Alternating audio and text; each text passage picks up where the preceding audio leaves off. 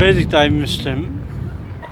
Last couple of years, or 3 4 years, I'm just a bit losing of the faith.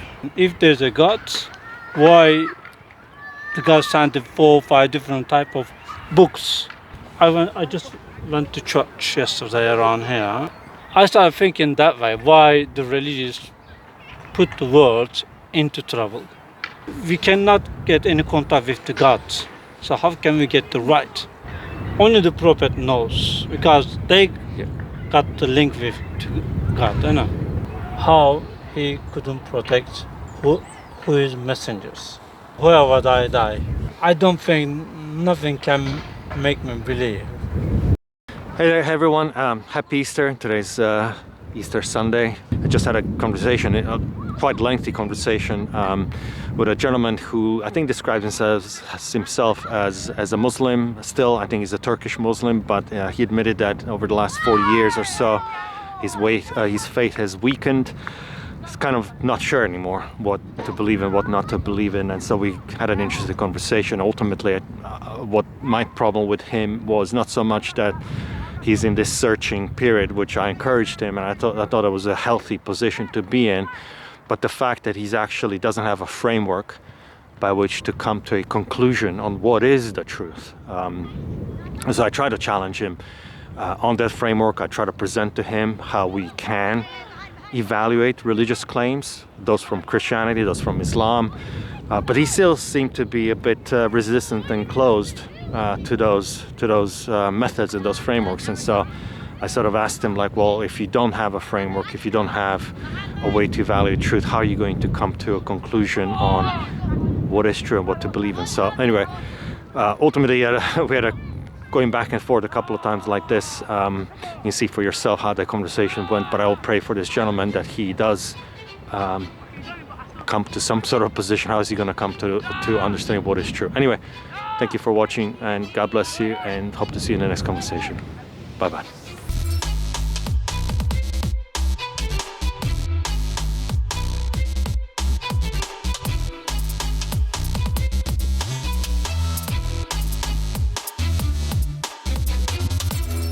Do you have any faith, any belief, any religion, any philosophy? Basically, I'm Muslim. I was so struggling about the Muslim last 40 years, but last couple of years, or 3 4 years, I'm just a bit losing of the faith. Okay. And I'm just searching about if there's a God or any religion. Okay. So most of religions, which is like with the books, which is the sentiments form, Yeah. which is the Torah, which is the Christian, which is Islam as well, all of them is. But when I was start searching like 3 4 years ago about all of the religions, something like I start thinking they're only just a God, but not any religious for my side.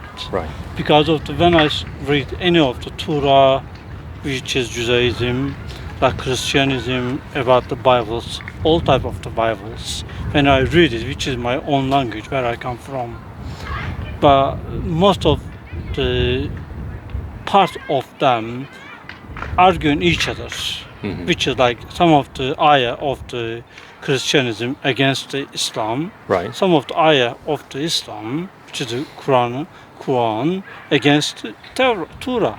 So that's why I started arguing in myself. Afterwards, I start thinking, if there's a God, why the God sent 4 or 5 different type of books? Yeah. So after if he sent it, why the people arguing which is right, which is wrong? So that's why I started thinking it. Very interesting, very fascinating. I understand exactly what you're saying, and the way you describe it is very interesting. Do you have an answer yet to your questions, or are you still in this process of I'm searching? still in the process, but it's not easy to finish it. Yeah. Because you live 40 years, which is not easy to leave anything behind. Yes, That's I the understand. thing. Yeah. It's going to take, I don't know Yeah. how long it's going to take for. but still arguing myself. Of course, I read different type of Yeah. resources as well, which is nowadays better. Yeah. But when I was teenager, like 40 years ago, 30 years ago, there wasn't like internet that much more knowledgeable. Yeah. Nowadays, even you can find any AI products, Yeah. online searching ideas. So that's the different area at the moment. Yes. Whatever you want to ask at the same time, you can straight away ask the AI, then you can find some solution. Yeah. So some of the different resources you can apply for as well. Yes. So that's the thing. It's not easy Yeah. to say, all right, I'm not religious, or I'm atheist, or I'm not blah blah blah. Yeah. Yeah. So that's why it's not easy to Not decide easy. it. Great, and that's very insightful for you to say that. Like, it's not necessarily that the more information we have, the decision is easier. Maybe it's sometimes even more difficult, right, to make a decision because you're faced with so many different points of information. What is the framework by which you think you would evaluate what is true and what is not true, and therefore come maybe to eventually, hopefully, over the further research, to the answers that you're seeking, right? So how would you, I don't know if you understand my question, but like you have a bunch of these, as you say, points of information. How would you evaluate? What framework do you use? The value for me is about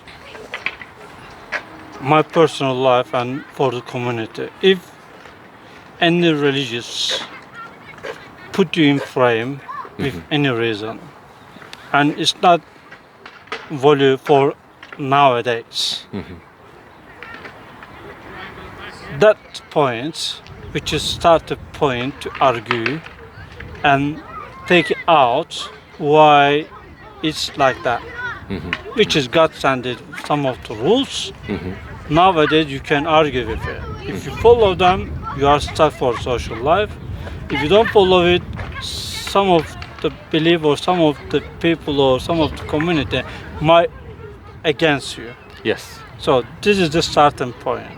But I cannot put there's any frame against it.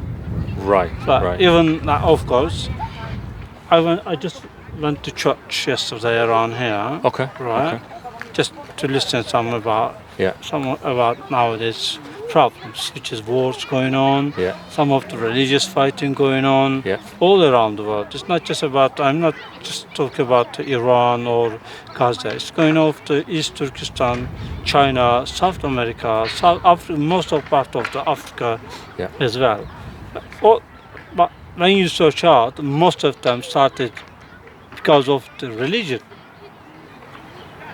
If you check forget about those two common problems in the last 2-3 years, which is Iran and Gaza. Okay, look at East Turkestan, religious problem. Africa, Boko Haram is religious problem. If you search out, some of the part of the Bosnia and Herzegovina in Europe, religious problem. Okay. Yeah. So if you check about a bit part of the Russia, Ukraine, you might say it because of both of the leaders. Part of their families are Jewish, so they're fighting from that side as well. So I started thinking that way, why the religious put the world into trouble. It's interesting, right? So if I respond a little bit to that, right? So I obviously have this kind of conversation with many people, and sometimes people do say to me, most of the wars in the world are, they start because of religion, and that's what puts them off of religion, right? But if you actually do your research, and I've done a little bit, like you can look at the encyclopedia of wars, and actually it just seems to us that the religion is the root cause of the wars. But some of the biggest wars in history, certainly the wars by the number of casualties, have not been because of religion. But what type of causal things? Yes, so for example, like World War II wasn't about religion, World War I wasn't about religion. Also, some of the wars that were happening in East Asia, in terms of Korean War, and the uprisings in China, and what we've seen even before that, it was ideology, right? Communism versus different types of ideology, or maybe just certain power plays. Certainly in Europe, it's often been the case. Countries were, France would fight a 100-year war against England. Nothing to do with religion. It was just because of the family feuds, yeah, right? But most of them stop when they happen over there. If you check last quarter of century, let's say after 1950s, because most of the war after Second World War, if you search about the wars, 1967 started. Let's say basically, let's find out 1972, 1979, which is Iran conflict. Plenty of war after 1950. Let's say after World War II, most of them. As you mentioned, just a couple of them, not for the religion, but most of them started because of the religion. Maybe you're right. Maybe the more recent history, you're saying a lot of it seems like it's starting, which maybe it's fair, right? But I guess my point that I was trying to make is that there's something, if we take sort of the word religion outside, but like religion is an ideology, right? And so people fight wars because of ideologies. Sometimes it's religious ideology, and sometimes it's a different type of ideology. I guess it just speaks to the fact that people fight wars for something that they consider very, very valuable to them, right? What type of value after those conflicts brings to the human?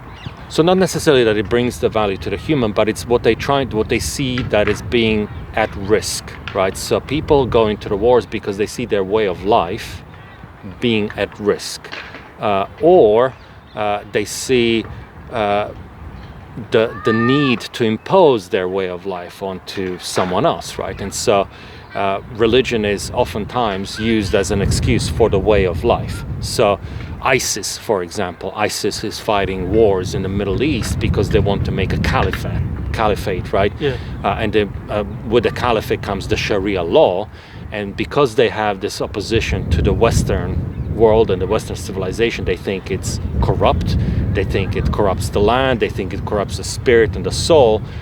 They want to basically carve off large parts of the Middle East because they don't want the Western influence to corrupt their way of life, right? And so was it like this, or was it different history over there? No, I'm sure there are other histories, right? But I'm saying like specific. I'm just using a specific case, right, of ISIS. There's many other factors, as you say, political, right? There's a case, the fact that there were dictators, right, which kept the stability, like Saddam Hussein, for all the bad things that he has done. He kept the peace, right, through aggression, through oppression. He kept the peace in Iraq.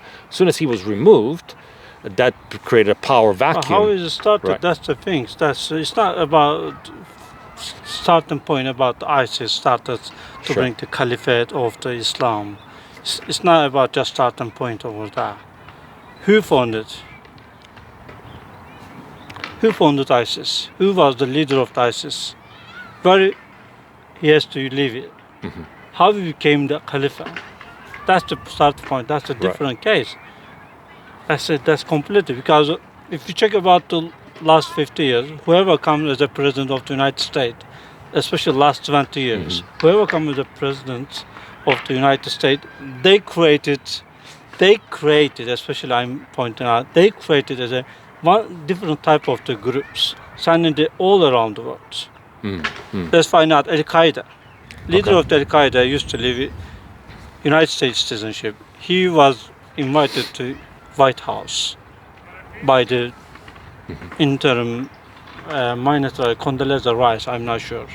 She invited him over there. They had plenty of photos. How he became a terrorist group leader. Yeah. After that, Barack Obama. Yeah. After that, George Bush. So all of them. So ISIS is different case, but I'm saying that Gaza, there's no any type of also sources saying that someone created an enemy over there. So Hamas exactly for religious. Iran exactly, because United States and Israel want to get petrol over there. Some of the different type of the solution over there. That's completely different. Yeah. But when you mention about ISIS, it's completely because someone created them. Oh yeah. I'm not saying. I mean, I agree with you actually, 100%. I agree it's very complicated. But I guess my point was that it's not enough to say it's just about religion. It's a complication. It's a complicated mix of factors, right? There's geopolitical realities on the ground, right? There are influences, as you said. There are foreign influences. There are also people and leaders that rise up, and they are charismatic, and they surround themselves with powerful men who follow them, right? Sometimes it's just circumstance, right? And power vacuums that get created that allow these people to rise up. All I'm saying is that, well, my main point is it's not as simple as to say that religion is the root cause of the conflict in the world. I would say ideology is, generally speaking. My point was that people want to defend and are willing to die for what they believe very strongly about, right? That's why most of the problems, conflict, generally in Middle East.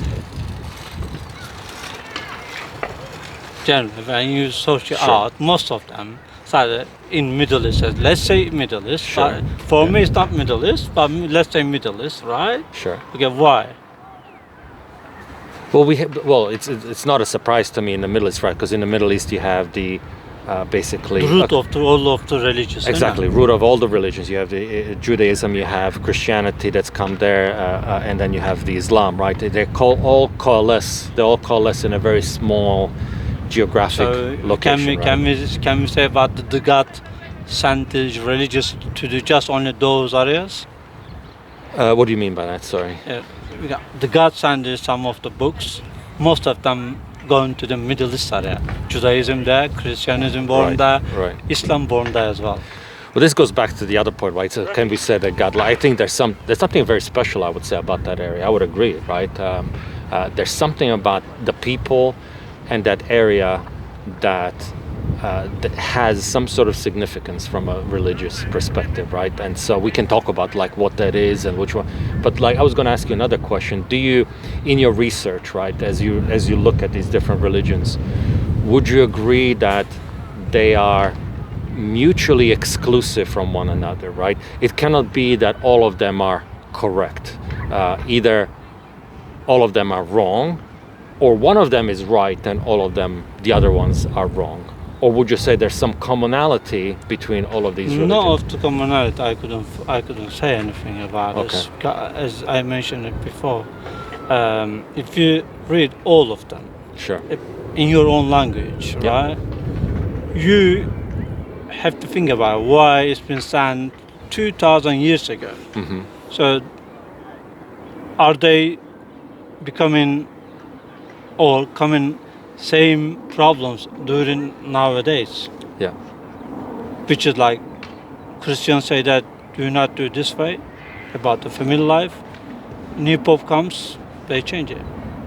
Islam says still in Islam, most of different part of the world's religious leaders say in different way, which is different ayah, explaining different hadiths, which is the verse of the prophet. Yeah. So still, whatever God sent it, still arguable. Yeah. Okay, so we agree, right, that not every religion can be true at the same time. There's exclusive None claims of them that are being will be made, as well. Right. And so, by that extension, we say some of the religions are making false claims, right? They're making false claims. They're not correct. They're not true. Would you agree with that? Yeah, I do agree with you. Yeah. And this goes back to my original question: how can we detect the falsehood from the truth? How do we find out? We can't.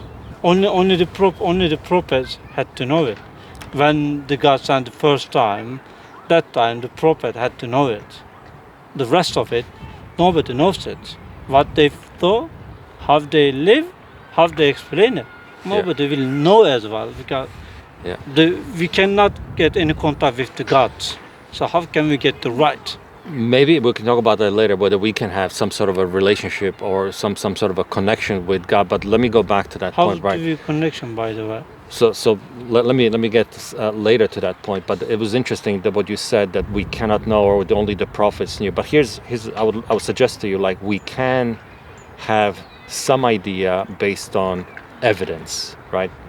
So hear me out, right? So in Christianity, right, we have not just a book as evidence. We obviously have the Bible as evidence, but we also have outside of Bible sources like Roman writings. Who wrote them? Romans Roman, did. but who are they? Are they like religious? Historian? No. They were historians, non-religious historians, like Pliny, Pliny. So Pliny the Younger, he was a religious historian, and so he wrote. He was a historian. He captured Caesar's wars, but at the same time he captured the area of Judea. That was his focus, and so he captured things about Christians and Christian beliefs in the first century. And so he was talking about the very early beliefs of Christians who believed that they believed in a crucified Messiah, whom Romans crucified on the cross, and they worshipped him as God. So that's completely outside of the Bible, written by a Roman historian about a group of people in the first century, right? So we have a piece of evidence that we can find outside of the book about the very early Christian beliefs, right? We also have archaeological evidence. So for example, in the first century, Christians, they have decorated their houses with mosaics, the Roman tiles, small Roman tiles mosaics, and they use the mosaics to express their beliefs. So for example, the idea of Trinity is a very early Christian idea because we have mosaics from the first or second century Christian houses which describe a Father, Son, and the Holy Spirit in mosaic format. So completely outside of the Bible, but traceable through history, right, through various historical archaeological means to the first or second century, where we have graffiti that has been also dated to, I think, the second century, that talks about Jesus on the cross. And so we have many points of evidences that we can say there was something about the beliefs of those first groups, the first Christians, right, that is agreed between the book, but also outside of the book sources. People who are not religious, who didn't have anything to do with religion, they recorded it, archaeology, everyone sort of agrees that these were the beliefs, right? So to me, these are some points of evidences, right, that we can say, hey, if I have so many different points of evidence, then I have greater confidence that is what that religion is talking about, and that's what they really believed from the very, very early days, right? Would you agree with that? I cannot say exactly. Yes, I agree with that. Some point of that, I must say, let's say half of it, right? Okay. Half of it. Okay. I still do not agree with that. There's some evidence, which is why exactly comes from the God, what they send it to. As you mentioned, the Bible. Sure. Because the Bible has been written after just like roughly 200 years later, is it? Not necessarily. It's between 30 and 50 years. Even between 30 Judaism and 50 as years. well, Torah as well. Even the Islam, Holy Book of Quran as well. So think about that way. Yeah. Only the prophet knows because they got the link with God, you know. Yeah. Well, this is what I was saying. I think we can get even because I don't think we cannot get it because we cannot get into a prophet's head. I agree. We cannot get into someone's head. But what we can do is we can look at other evidences around them. Right. So, for example, look at evidence has been changed by someone else. May or may not be, and this is where we have, the archaeology and history is a science. So we can have confidence in terms of degrees of confidence, right? How much we can put trust into what those books are saying. So, for example, right? Let's go to Islam, right? So Islam, we have the recitations of Muhammad, right, who heard something from God being delivered to him by angel Jibril, right? So that's what that's what forms Quran. But obviously, other than Muhammad, no one else has heard that, but him directly. The only other things that we have is the hadiths, right? Which are those writings of his companions, who observed him do things and who observed his life and the life of him and his wife and some of the early followers of Muhammad, right? So we have that, right? That we can look at correlation between the hadiths and the Quran, and even there's my understanding is Islam, there's a way that the hadiths are evaluated for their strength and their reliability, like so sahih means very reliable, strongly reliable, and then you have less reliable ones, right, based on the a chain of narration that you can trace back all the way to the history to the 7th century, right? So that's a method. That's one method. That's one method that you can apply, right? But in Christianity, we have much more so than that, right? Like I said, we have archaeology, we have multiple writings so the Bible is not just one book from one person, one prophet who has received it in a closed environment, but it's multiple writings from multiple eyewitnesses, written over a span of time, who are all witnessing to the same things that they have seen independently, right? So that increases the strength of evidence, right? Because it's not one person, it's multiple. And then, like I said, we have other non-Christian people who are writing stuff.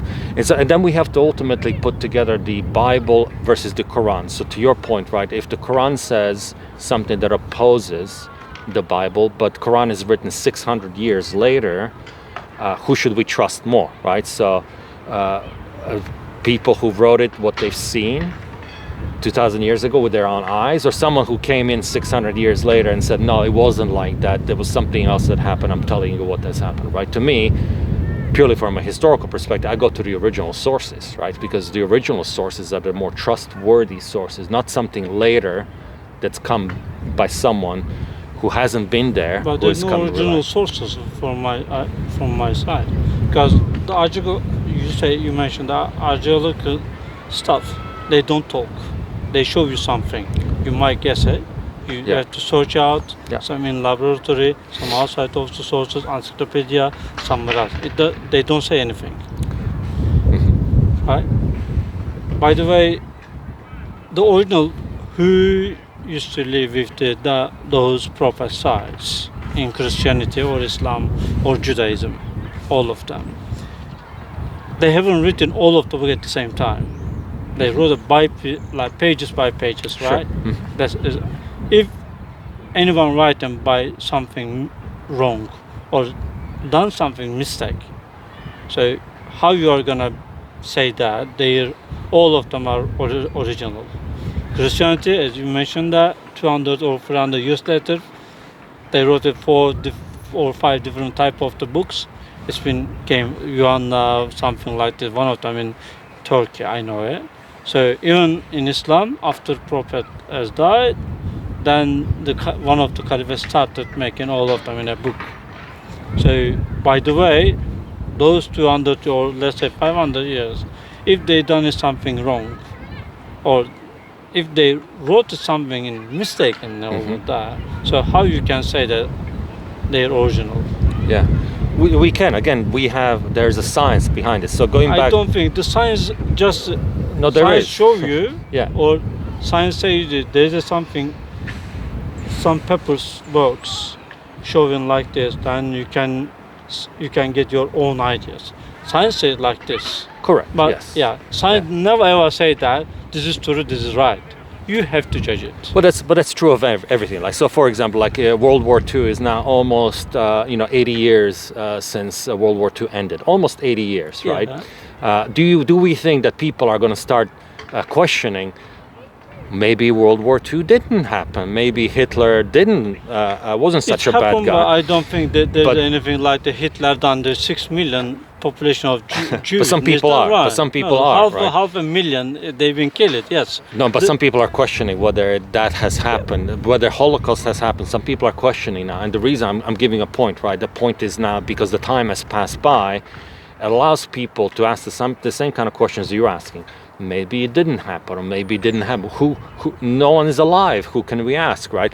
But this is where, honestly, right? So while it's true that we cannot ever have 100% certainty about anything, like I cannot prove to you that I'm speaking to you right now. You have to trust me, because I could be just a projection. I could be illusion. I could be. Exactly, we could be in Matrix, right?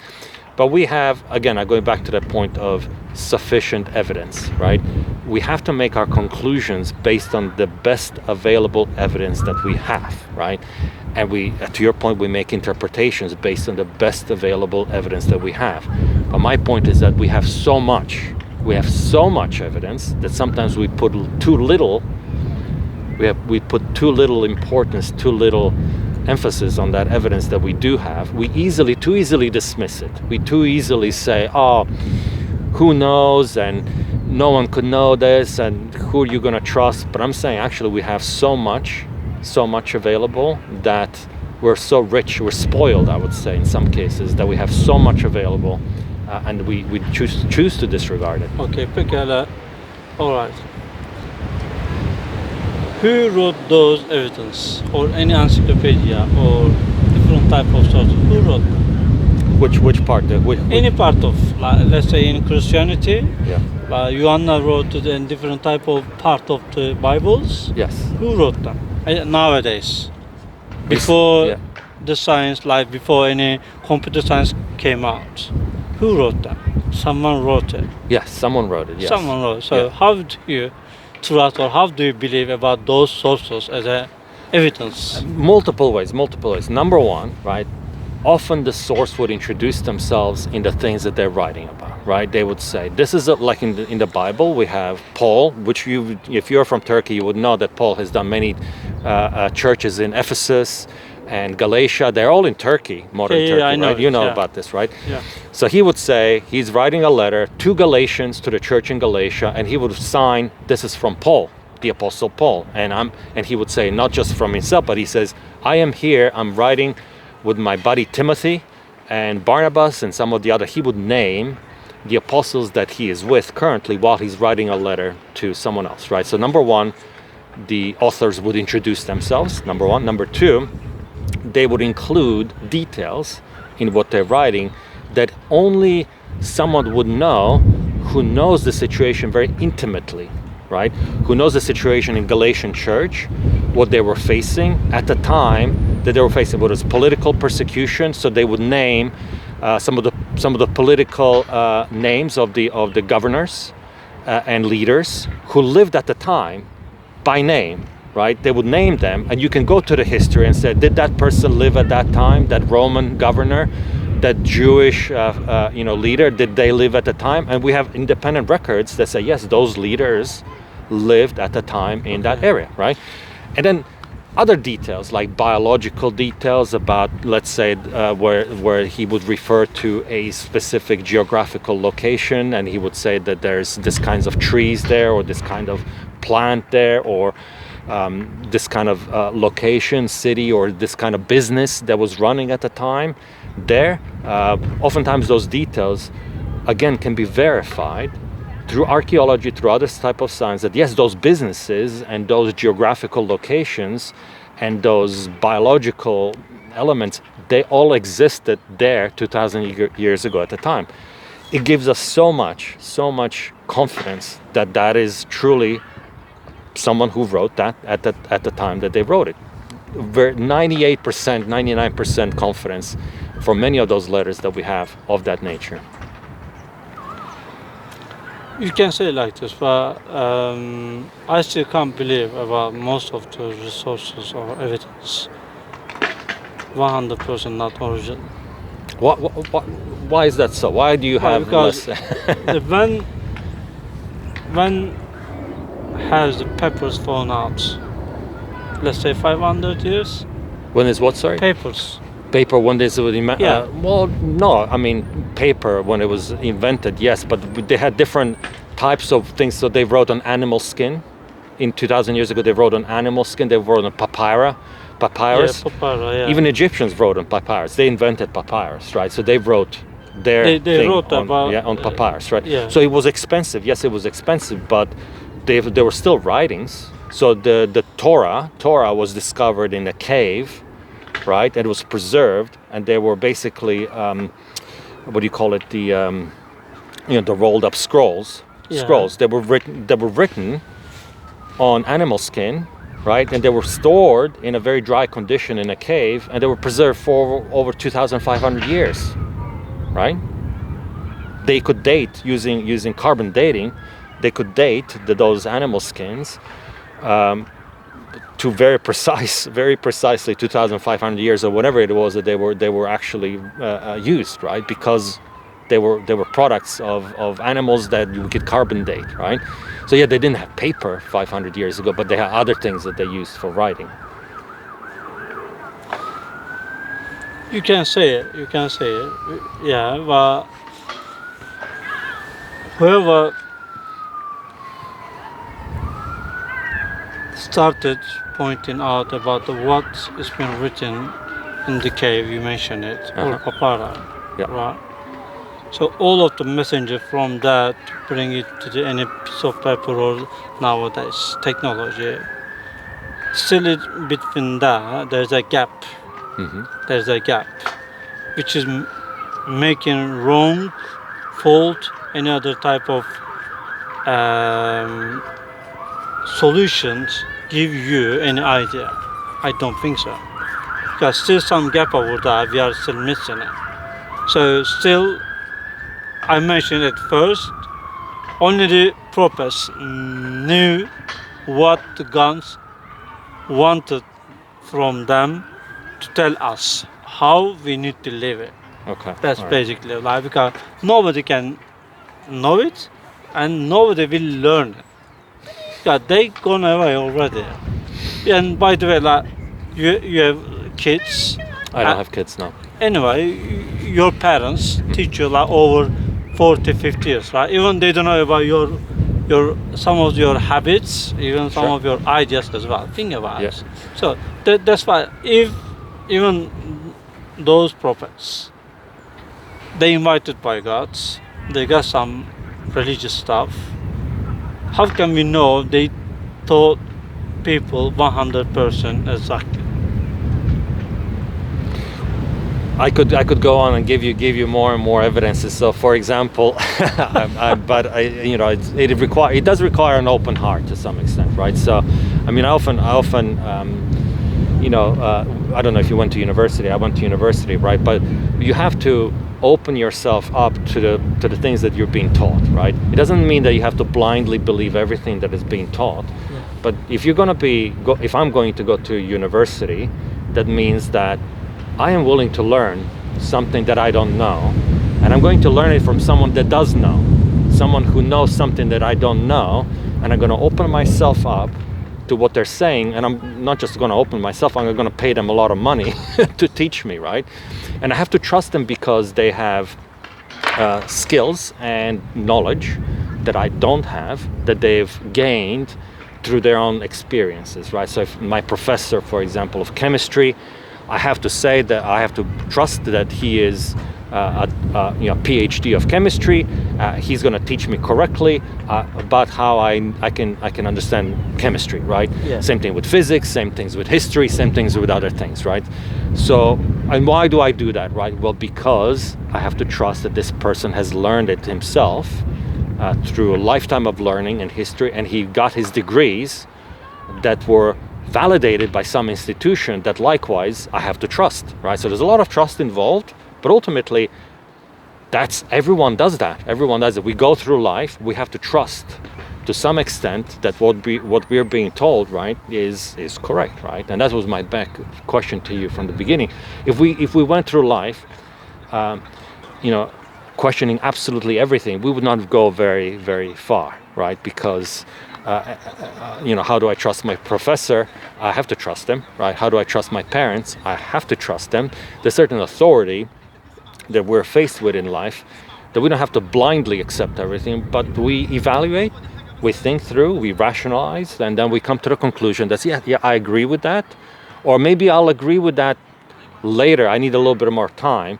I'll accept it for now, but I need a little bit more time to process it, like you're doing, right? You said for 40 years, you've been listening, you evaluate, and now you're kind of processing, and you're sort of saying, let me think about this again. And I really appreciated this about you, because I think that's a sign of a sincere searcher for truth, right? I really love that about you, right? Because you're saying, look, I don't want to blindly accept something. I'm going to question it. But my only challenge to you is that at some point you're going to have to come to a conclusion, right? At some point you're going to have to come to the conclusion. And my question to you is, on what basis are you going to conclude that something's correct and something's not? And to say that, we don't have any basis at all, I would say that's not correct. We do have basis. It's just you need to learn how you come to the conclusion, right? What are you going to trust and what are you going to dismiss, right? That was my kind of point. But I was going to go back to one other question, right? So going back to the claims of different religions and Christianity, because today is Easter, and that's why I originally sort of approached you, right? On Easter, Christians believe that Jesus Christ, right, has risen from the dead, right? On Friday, so 2 days ago, he was killed, right? 2,000 years ago, rather. But 2 days ago, we believed that it was an anniversary of his celebration of his death.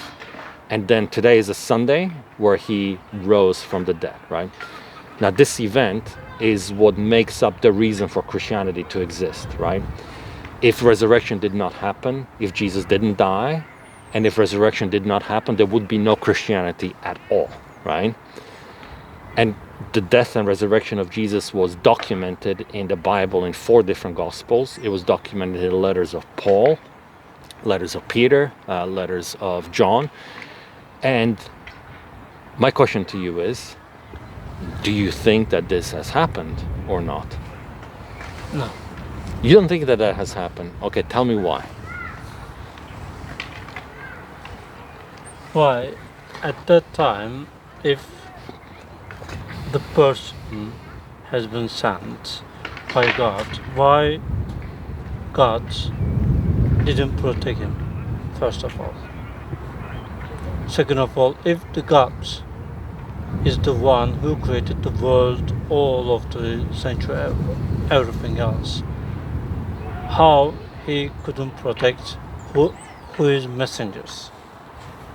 From my point, right? Okay. That's why I don't believe.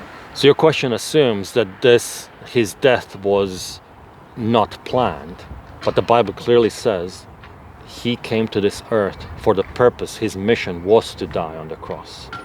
If he didn't die on the cross, his mission would not be fulfilled. Who said that it was a mission?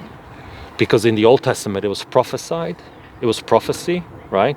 That the Messiah, he would come and he would be pierced. Pierced means pierced like with nails, for our trespasses, for our transgressions. And he said, Isaiah the prophet wrote, that the sins, the iniquities, the sins of us all would be on his shoulders, and that he would die effectively. That was the prophecy about the Messiah, right? Jesus came in many years after that prophecy to fulfill that prophecy, right? And so he, as a Messiah, showing that he's a Messiah, he came to give his life in exactly the way that it was prophesied, to give his life as a ransom for many, to give his life for our sins, right? So by his death, he's paying for the sins of the world. That's the whole point. If he did not die on the cross, then our sins, right, would not be paid for, that we would have to pay. We continue to have the payment for our sins are ours to pay to God.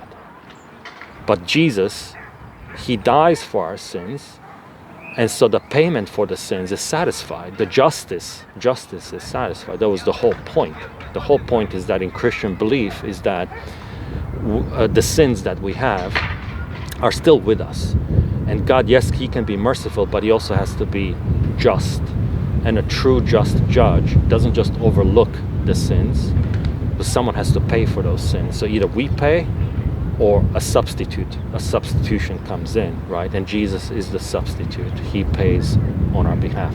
And so, like I said, if he didn't die, then Christianity does not exist. Why? Because that is at the very root, that's the root of our belief, that we believe our sins are paid for on the cross. If Jesus didn't die, then my sin is not paid for. I'm going to hell. I'm going straight to hell. There's no way, nothing can save me from going to hell if Jesus didn't die. Okay. That's the belief. That's the belief of Christians, that's right? the belief, which is I don't believe on that. Which is Judaism say that they the people who protect by the gods. Mm-hmm. Judaism say that. Jews say that. Is The that right? prophets are protected by God? Or sorry, who was No, saying? the people. The people, Jewish people. Jews. Let's Right, say are Jews. protected They by always God. say that Yeah. that's the promised land, that's the promised Yeah. human, something like this. Mhm. Who promised that? What the God did promise them, Yeah. but He didn't say that they wouldn't have problems, right? It was a conditional promise, right? God Always gave a. conditional. The So God- God said conditional promise, right? If you obey me, then I will give you these promises. You will be numerous as stars in the sky. You will have the promised land. But if you disobey me, I will scatter you across the world. And He did scatter them, right? He exiled them. You know that they were exiled from Assyrians and Babylonians came into Israel, and they destroyed the entire Israel, and they took Jewish people out, right, into Babylon, into Assyria. They were in exile for a whole two generations, Do you right? believe that? That's historical. That's it. We have writings. You can go to British Museum and you can write the Assyrian letters from the time that speak about the exodus of the Jews. There are actual historical, archaeological evidences Okay. outside of the Torah that speak after about that, this. the same God sent the Bible, and the same God Yeah. sent it to Islam. Well, I'm not sure about this. This is the thing. I actually don't believe that the same God sent it to Islam. I think. So you mentioned that there are plenty of gods on the earth. So I didn't say that there are plenty of You gods. say in the- that the same God. You say that you don't think there's the same God send it to books that are religious. Correct. Not the Quran. Not the Quran. I believe because Quran contradicts. I agree with you that Quran contradicts Torah and Quran contradicts the Gospels. So it cannot be from the same God. But Torah agrees with the Gospel. Torah and Gospel, yes, they agree with one another. They completely agree. But Quran comes in and completely disagrees with Torah and the Gospel. So can we say that all of the religious books saying that there are more than one God? End of the day.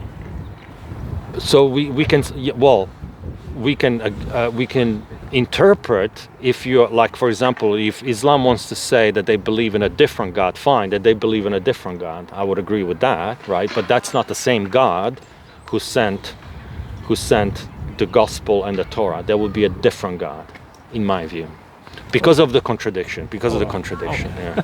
Thank you very much. So you don't believe that Jesus died and rose because I of. don't think so. Whoever die at the moment, like. But all this evidence, right? All this evidence that I just gave you, and all of this, what would make you believe? Like, what would it take for you to believe that? I don't think nothing can make me believe. But isn't that you have a closed mind? No, I don't, because I would say, if someone die here, they die. How they come back? And but if someone, if there's more than one God, if they fight it on the earth, what's going to happen to the well, world? I didn't say that there's more than God. I would say that there's not the same God. You Right? mentioned that there's different God means more than one God.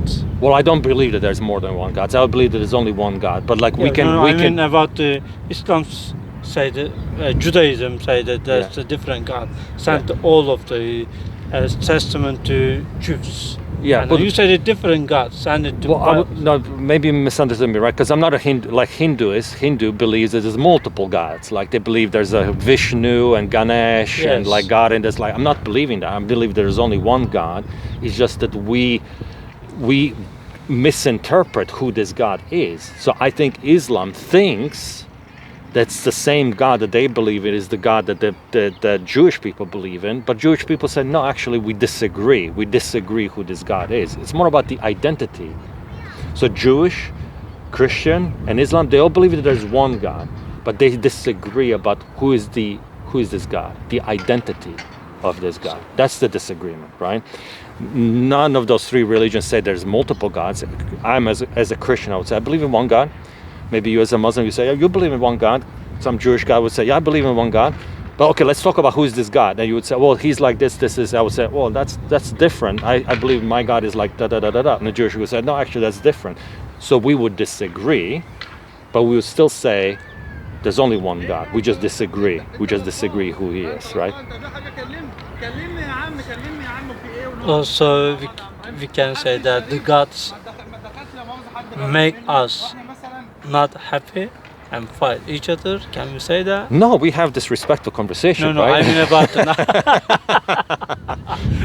Which plenty of problems comes from the like religious center. We should talk more often, right? We should talk more often. Less fighting, more talking. Hopefully. All right. Thank you so I have much. to go. Thank you very All much. right. Yeah.